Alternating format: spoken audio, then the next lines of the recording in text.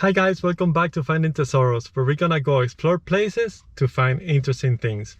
In today's video, we're gonna see 4 small towns in Southern California, each one very unique and quite beautiful. Let's go!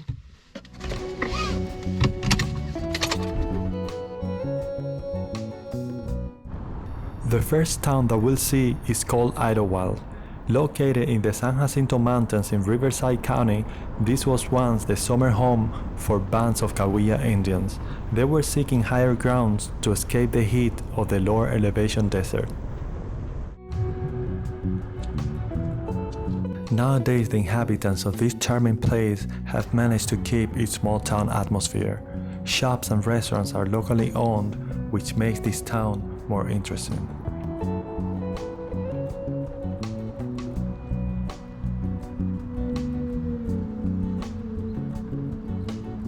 This is my favorite piece of art in this area, the Idyllwild Monument or Harmony made by David Roy.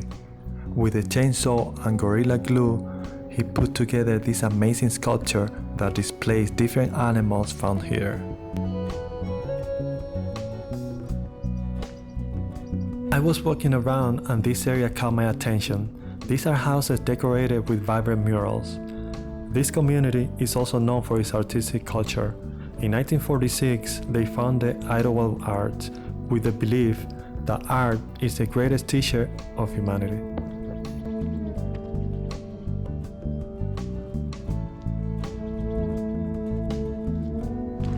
I'm heading now to the Idyllwild Area Historical Society, which I visited last year. This museum opened its door 20 years ago. There is an exhibit dedicated to rock climbing with photos of pioneer climbers, a collection of different equipment, and of course, the majestic Quinces Rock.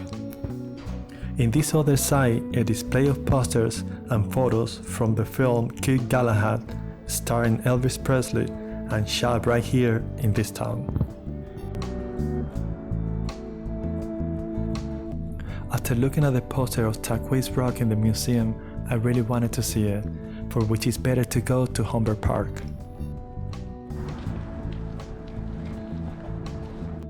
This is another great place to visit, Idyllwild Gardens.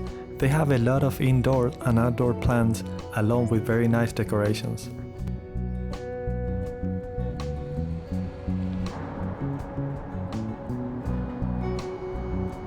About 10 miles from Idyllwild is Lake Fulmore, with an incredible view and a very peaceful atmosphere, just what the doctor ordered. The second town that we'll visit is located in Ventura County, about 3.5 hours drive northwest of Idyllwild. And here we are in Ojai, famous for its beautiful landscapes, a very nice climate, and the pink moment, among many other things.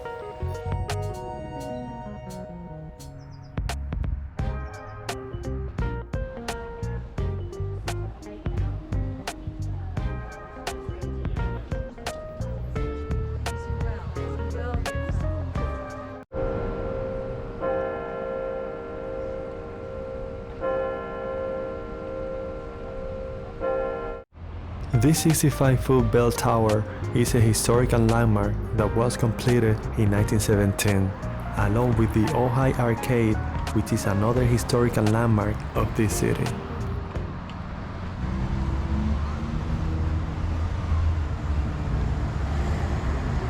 This is Libby Park, named after Edward Libby, who donated the park back in 1917.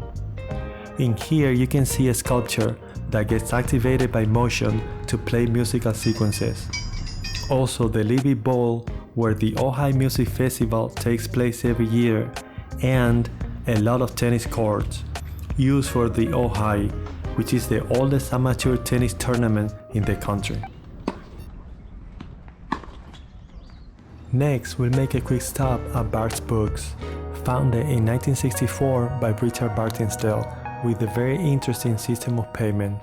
Instead of cash register, he put coffee can on shelves so people could select a book and place a payment.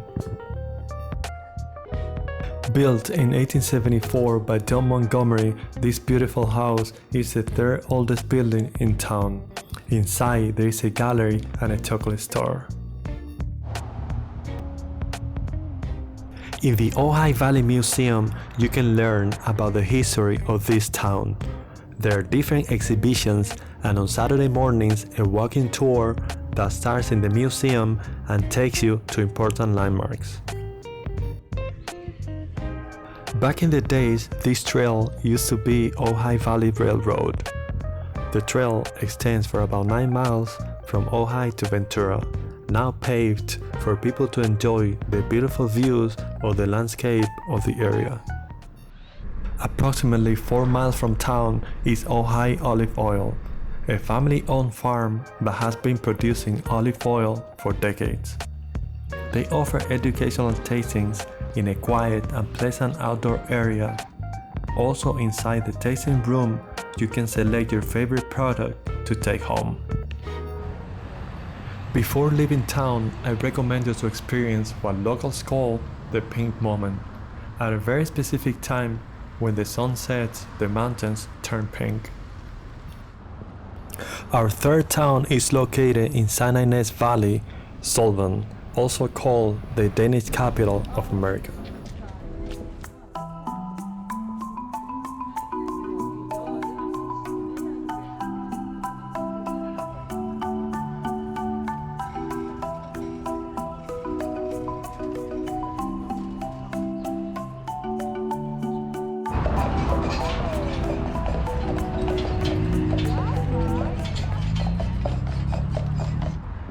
Walking in here feels like you're in Europe. The architecture is absolutely beautiful. I mean, look at these buildings, full of colors and incredible shapes.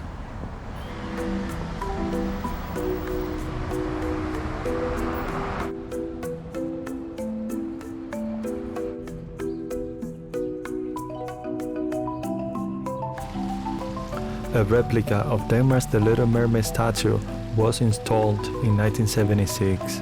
This one is half size of the original, also made out of bronze.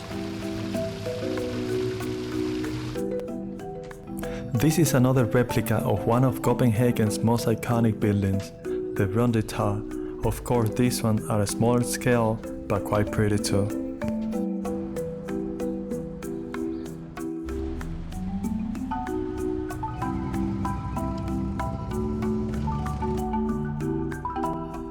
Not far from each other, there are a few windmills adding more charm to this city. Inside of this one, there is a gift shop. In the second floor of this building is Hans Christian Andersen's museum, a small space but full with Andersen's life and work. He wrote plays, novels, poems, but he's best known for his fairy tales that have been translated to more than 125 languages.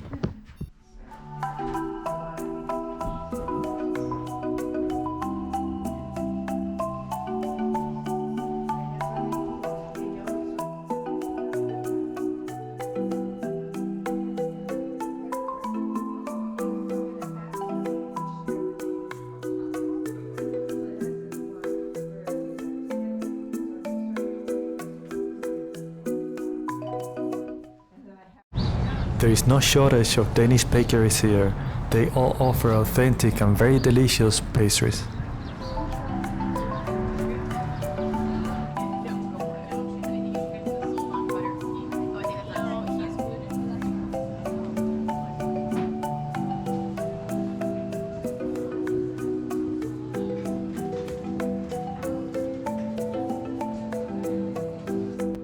Nesting on rooftops are wooden storks, as a Danish tradition to bring good luck.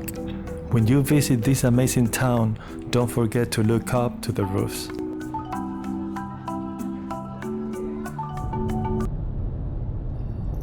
Last but not least, we'll visit Morro Bay, a small town near the ocean in San Luis Obispo County.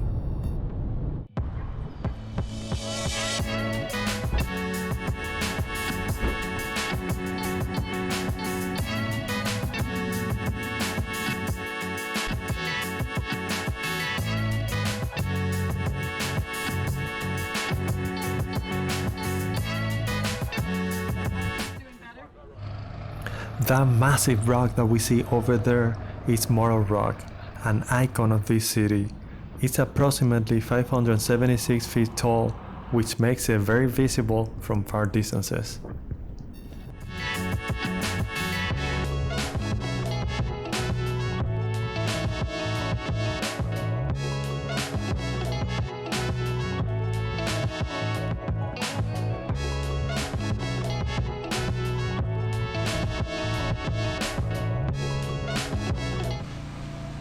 As I was walking back from Morro Rock, I noticed Morro Bay Maritime Museum. Let's take a look inside. So the abalone is a shellfish attached to a rock, and they would have to be submerged so it would live underwater, but it could survive when the tide went down. So the Native Americans went out at low tide with some kind of a tool, would pry them off of the rock and come back, and there's a big meat inside them. It's like a scallop. In the 1920s, there was not a lot of activity. In the 1930s, and these suits were used to dive down. We brought in over 2 million pounds a year of abalone at the peak of harvesting.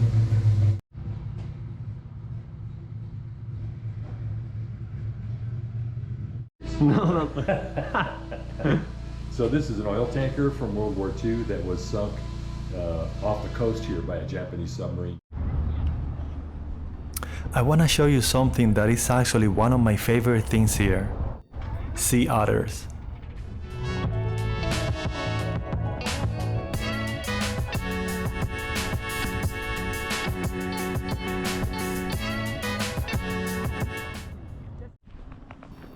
Talking to a local earlier today, I came to know this place called Black Hill.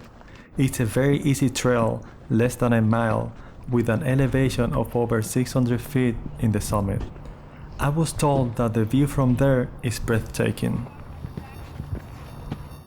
Can't think of a better place to end this video than this one. This is absolutely beautiful.